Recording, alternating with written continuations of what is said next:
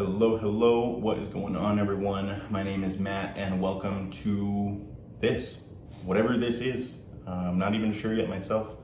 It could be a simple video, one and done. I'm hoping for maybe a 2 to 3 month long series of videos documenting my experience in the Crooked Rose Woods, being put on out at Exiled this year. But who knows? The only thing I do know at this point is that I am one of a very small group, I believe only 2 people at this point, to have been selected to participate in this. And I'll get into kind of what that looked like for me last night here shortly. But I just wanted to give you a brief intro to myself. Again, my name is Matt. I'm your pretty basic Midwest dude. I'm 36, I am an accountant, I'm married, I have 2 dogs and a cat. I play disc golf, I make sourdough, we're getting into bike riding. I mean, I don't think I could be any more basic here. One thing notably missing there is any sort of strong affinity for the horror genre. And I like horror. I've always liked horror movies. It's been a thing of my life for a long time. I'm 36, so when my family got a camcorder when I was young, I starred in all the horror movies directed by my brother. Shout out to Caleb. It was around the time of a very popular franchise with a certain ghost-faced killer. I'm not sure how all this YouTube stuff works. I don't know if I can say the name. It was very similar to that. There was even one scene in which I died in a doggy door. So that is a thing. The next memory I've got is we grew up going to Fright Fest down at Six Flags in Southern California. And there was one year where they opened up a new clown haunted house. And my sister at one point swore that one of them touched her. It was embarrassing, it was a whole thing. They turned on all the lights, escorted us out of the house and everything. It was a whole thing. So the day after we got home, I went to Walgreens and bought a clown mask. Unfortunately, my dad found out about it before I was able to actually use it on her, but it's a thought that counts. So yeah, horror has always been a thing for me. I've always liked it. The problem comes in where I married somebody who doesn't particularly like that type of thing. No jump scares, nothing like that. So we come to the same agreement every year. Babe, listen, for the month of October, we're gonna watch every movie that I wanna watch. And then we inevitably watch Halloween Town, Hocus Pocus, and like maybe one good one if I'm lucky, before it turns into Hallmark Christmas movies, which I'm also not opposed to. So that's a little bit about me.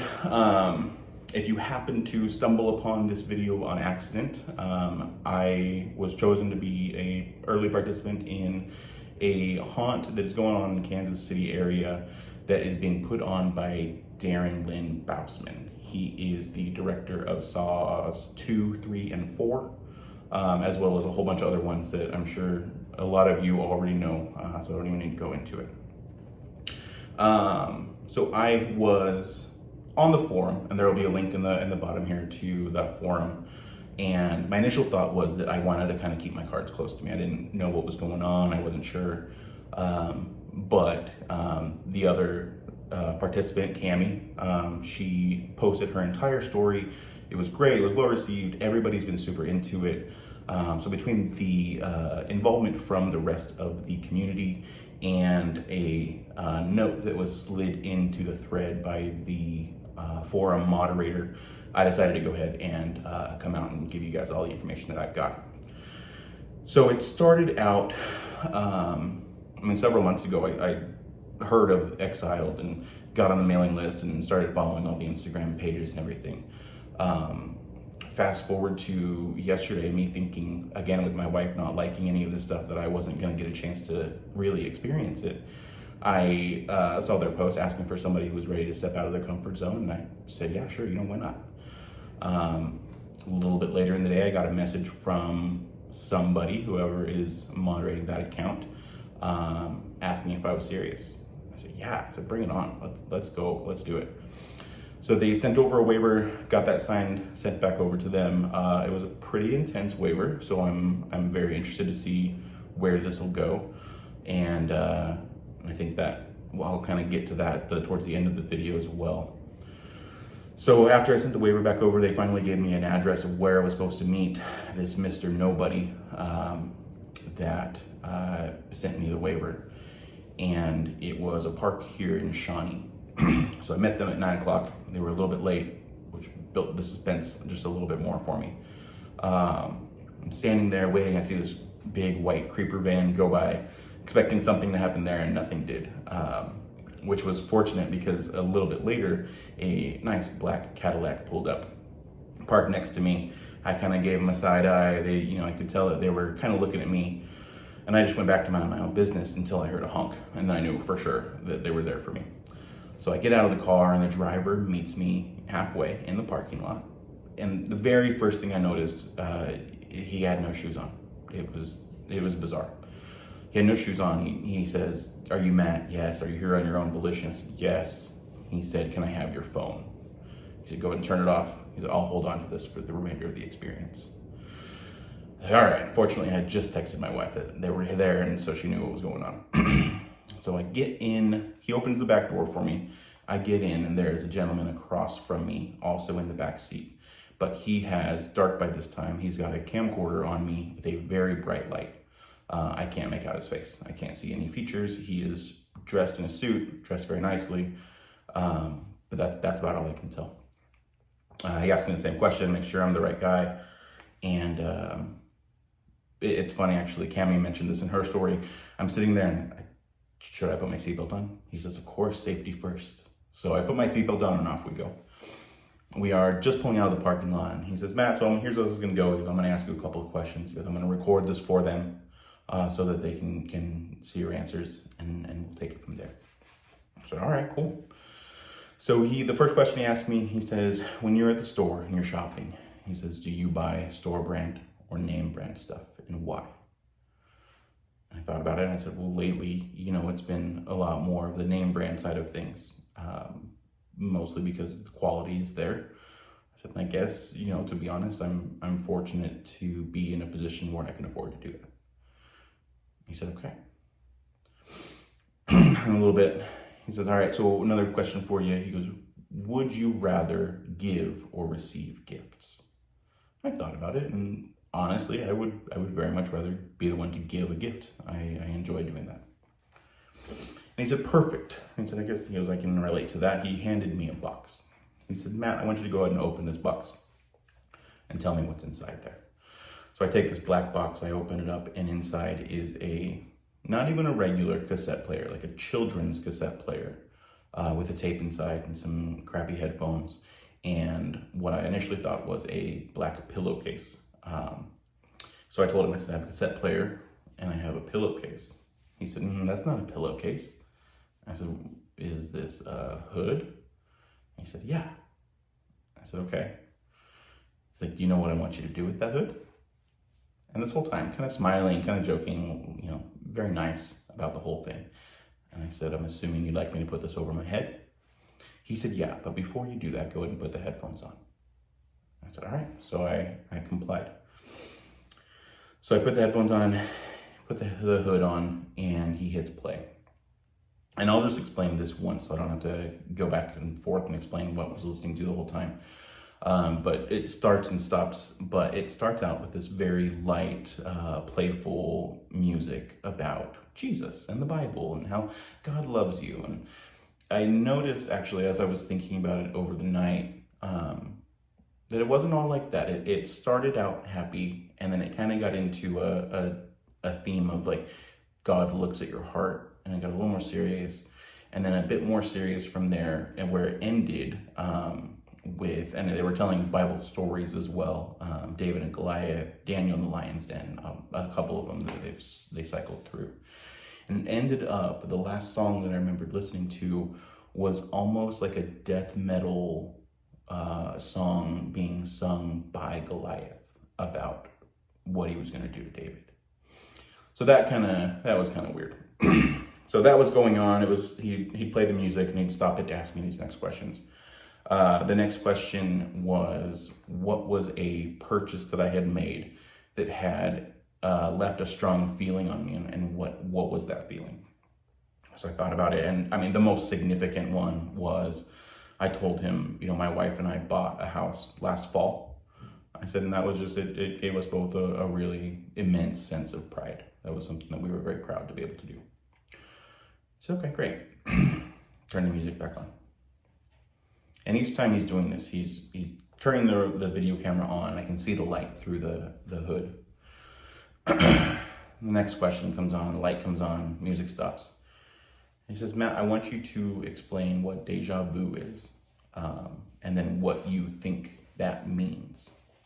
I said, all right, cool. So, the easy part is deja vu is, obviously the feeling that you've been in a situation before that you're currently in.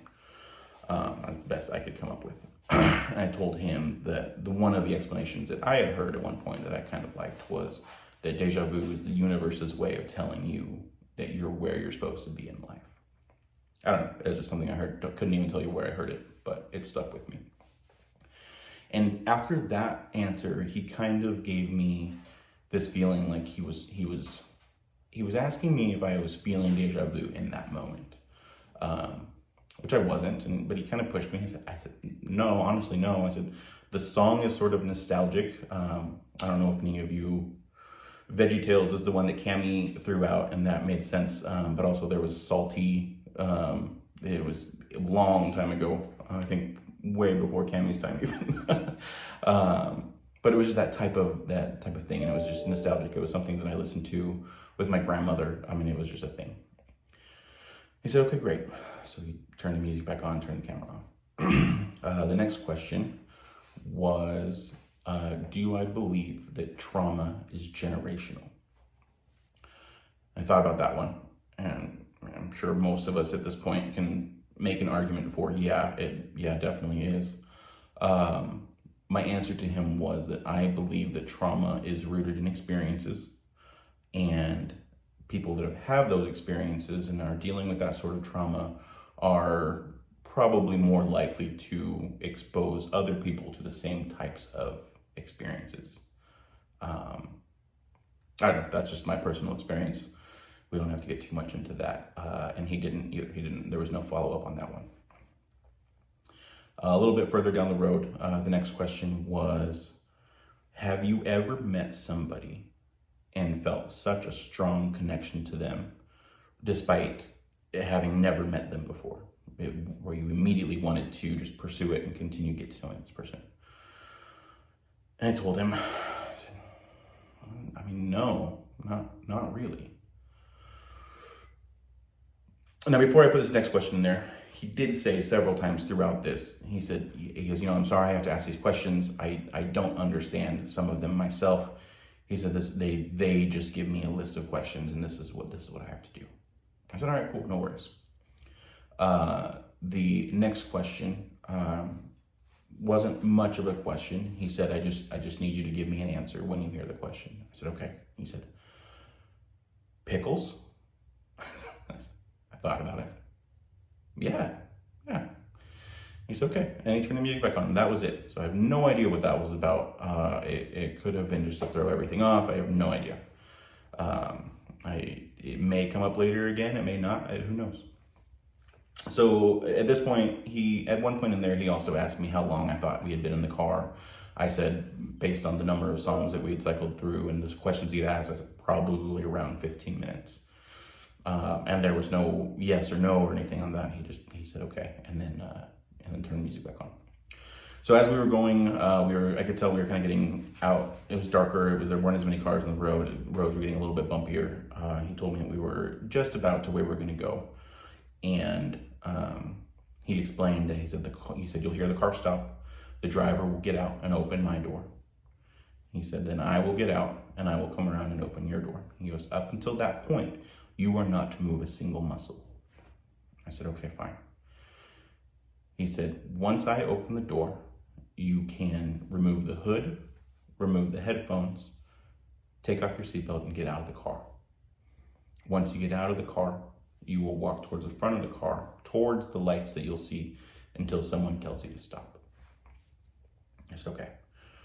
He said, Matt, I need you to repeat that back to me. So I did, just like I did. Exactly the way he said it, exactly like I just told you guys. He said, wow, Matt, that was great. And this was the first time I got any sort of weird vibes from him. He said, wow, Matt, that was great. He goes, you know what you just won? I said, what did I win? He goes, a gold fucking star. And then he turned the music back on. So that, like I said, up until then, he was super friendly, very nice. And then it was weird. It was weird.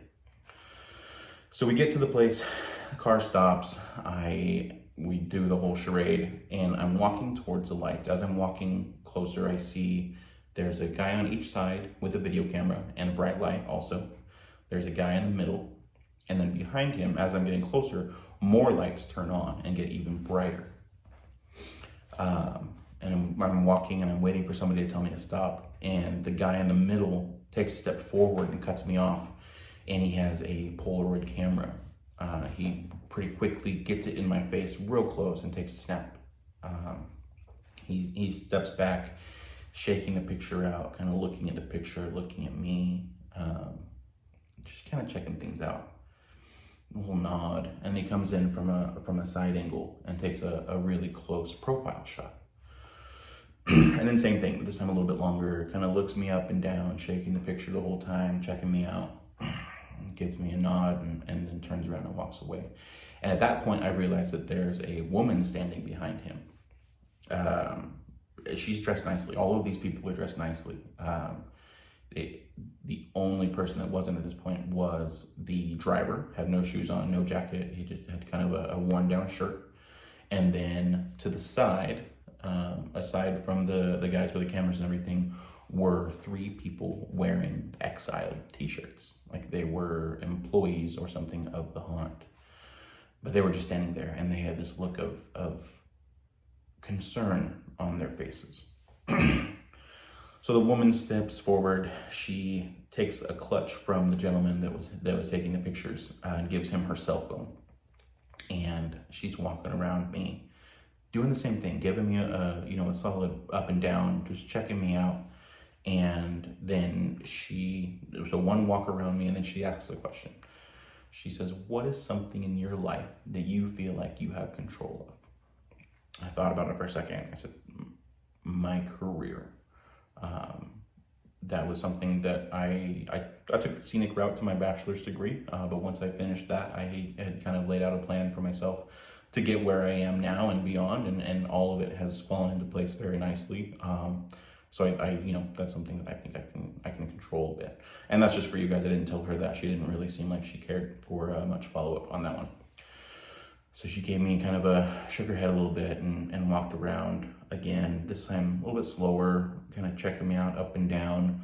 And at one point she stopped and let in a big inhale, very near me. It was kind of strange. And then she got to the front of me again. She says, tell me the most deplorable thing you've ever done to somebody that you care about. This answer I'm going to keep to myself. That one, I don't want to share that. She took my answer, nodded, kind of looked me up again, and then took a step back to where she was. And then from there, she says, show them their prize. She wasn't really talking to anybody. I'm looking around, nobody's moving. I'm wondering what's going on. She says, show them their prize. Still nothing. And all of a sudden she yells out for Dan. She yells, Dan! Dan! And Dan comes around from the back of the lights with a grocery bag that's been wrapped up. And he tries to hand it to her, and she just smacks it out of his hand. And it falls to the ground, opens up. I see that there's a couple of stickers and the shirts in there. And she looks at him just disgusted, like he had failed his one duty to get a prize for the winners of this. So he goes and joins the other people that were wearing the Exiled shirts on the side. And she looks at me, she's like, well, are you going to pick it up? So I go down and pick it up. I said, great, thank you very much. And I forget exactly how this part went down, but she basically looked at Dan and said, Dan, this isn't enough. What do you have? So he pulls out his wallet And he starts going through the cash that he's got in his wallet alone. And he comes up with like $120 or something like that. And she didn't even say anything. She just shook her head. And just pure disgust with him. So he kind of shrugs and looks at the other people. And there's an older gentleman, a younger girl, and then there's a kid with a backpack and everything. And the three of them start rummaging through their wallets and pockets and backpacks and all the pockets. And eventually he comes back with like 143 or something like that. Or 243. And she yelled 278. And I asked her, I said, why 278? She said, why not? Eventually they settled. He had found $250. She motioned for him to give it to me. He gave it to me, and I took it, and I wasn't really sure what to do at that point. And right before she turned to leave, she says, tell them we've arrived. So I look at Dan, the only people I could think of is, we've arrived. And then I see the guy holding the camera, he's kind of getting in my face, and I look directly in the camera, I say, we've arrived. And I still had no idea if I had done that right or not. But that was what I did. So she takes off. The gentleman that was with me in the car initially said, go ahead and head back to your seat in the car. So I am getting into the seat in the car. The guy does not get in the back seat with me. He whispers something to the driver, and we start taking off. I don't know if this was intentional or if the driver just wasn't comfortable backing the car out in the mud. But he had a hard stop a couple of times where we jerked, and he had to fix it. I kept expecting something to pop up in the rear view camera, but nothing did. So we get back on the road and we start heading out. I am not blindfolded at this point, so I'm able to kind of see where we're at. There was I'm new to the area, so I'm not super familiar with it. I took note of a place called Moon Marble Company, which I found was in Bonner Springs, right very near where the haunt will be later this year. The guy on the camera, at one point on the drive out there, I asked him, I said, so are you Mr. Nobody? He goes, oh, no, I'm definitely somebody. And I was like, whew, all right, well, that wasn't the answer I was expecting. Other than that, he gave me nothing.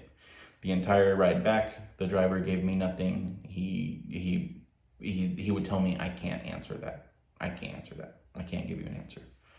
So that was it. There was one point fairly early into the drive back. I asked him, I said, so was that it? He goes, almost. So then, of course, from that point on, and the entire drive back, I'm just waiting for every car that passes us to cut us off and rip me out of the car or something. I have no idea. I didn't know what I was doing. I didn't know what I was expecting. But we get back to my car. He gives me my phone. He takes off before I do, and I'm heading home.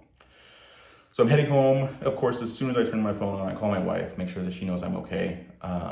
Talking to her, breaking down the entire thing, so I could just keep repeating it to myself. And not forget anything. And the call lasts the entire drive home. I'm in the driveway, and I say, all right, babe, let me hang up. I'll finish the story when I get inside. I hang up with her. My car door's open. My feet are on the ground, and my phone rings again. It's an no caller ID, is what it said. And I said, hello. I said, is this Matt? I said, it is. I said, Matt, we just want to let you know that it gets a lot darker from here. I said, okay. And I said, Matt, we need to be very clear with you. It gets a lot darker from here. I said, understood. They said, okay. I had to try. I said, so is this Mr. Nobody? And he just laughed, and then he hung up. And that was it. So I don't know if that was just a very fortunately timed call, or if they had a tail on me at some point. I have no idea. Absolutely no idea. But that was my experience. So I'm just a normal guy. I don't vlog. I'm not an influencer. But if you want to subscribe to get the next update, assuming there is one, do it. I think there's a bell or something you can click. Otherwise, I highly encourage you to go join the forum. I'll put the link in the description here. There are a ton of people there already knee deep into, you know, what Cami and I have been able to put together for them. People so much smarter than me, breaking down the name of the forum moderator and the Latin origins and the meaning of all of it. It's already been so much fun to see all that going down. Come join us, come hang out. I'll put all of the relevant links in the description of the video. See you soon.